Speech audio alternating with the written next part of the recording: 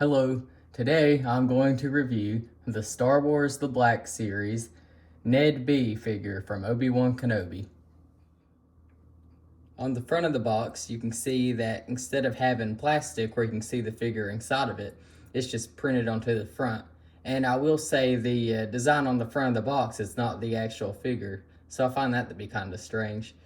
But with it not having the plastic on the front where you can see the figure, I kind of like that better because it makes me want to open the figures up more than just leaving them on display in their boxes. So on the front of the box, you can see that it has him on the front of it. On the side of it, you can see that it just shows him on the side again a little bit differently. On the back, you can see that it says a few things about him. And that's pretty much it, except for on the other side how it shows that that's more like the real figure that you see right there, which isn't too different, but that shows him in a pose. The figure himself is very cool. He looks way better than I thought he would, and I know a lot of people complain about him being such a bright color of yellow and not having as much like scratches and stuff on him, but I prefer him to look this way. He kind of stands out being so vibrant compared to the other characters, and I like how he's more colorful compared to the other ones. On the front of the figure, you can see he really is detailed. You can see every little scratch in the plastic, which I know a lot of people say he doesn't have, which he does. He is very detailed. It's just tiny little details like that. Like, let me make it where you can see on the chest.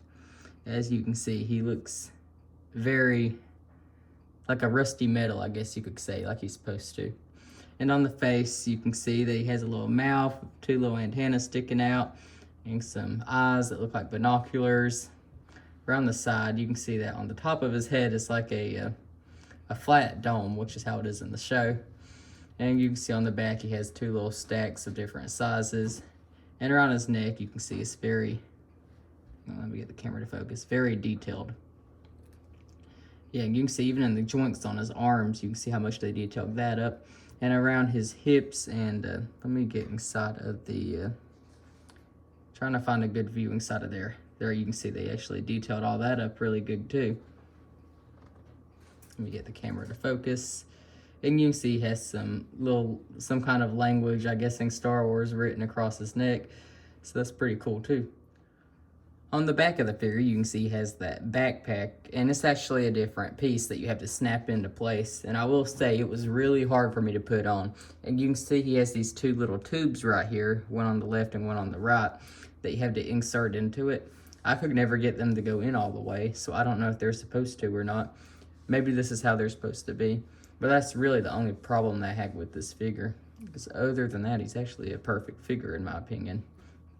You can see around the legs, he has a lot of little details there. See, he does have little, the grime and scratches like he's supposed to in the show.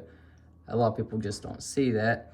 And you can see on the back of his knees, he has like a metal color with joints in the middle of them. You can see he has little joints across his ankles like that. And you can see around his feet, he actually has a lot of details there. And then he has some little gray marks running down his legs. Around his arms, you can see he has a lot of detail there. It's kind of like two different colors of plastic, which looks kind of cool in my opinion, since him being a robot, he'd be made out of more than one material. And you can see he has these very detailed little fingers that you can actually put a gun into. The gun actually goes in kind of like it's not supposed to, which it fits and all, and you don't feel like you're gonna break anything. But I will say the fingers don't feel like they were sculpted for it. And the gun also has a little pin up here, as you can see, if I can get the camera to focus, this little rectangle thing, which you can stick into his back if you wanna put that in the place of the backpack. And around his shoulders, you can see they're very detailed too.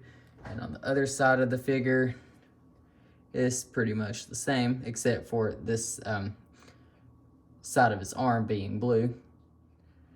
You can see that he also comes with the hammer that he uses in the show. In terms of articulation, you can see that you can move his elbows, the top of his arms. They bend out just a little bit, but not too much because of the shoulders up there. And you can also bend his wrist this way. Same thing goes for the other arm. He has joints in his head. Let me show that.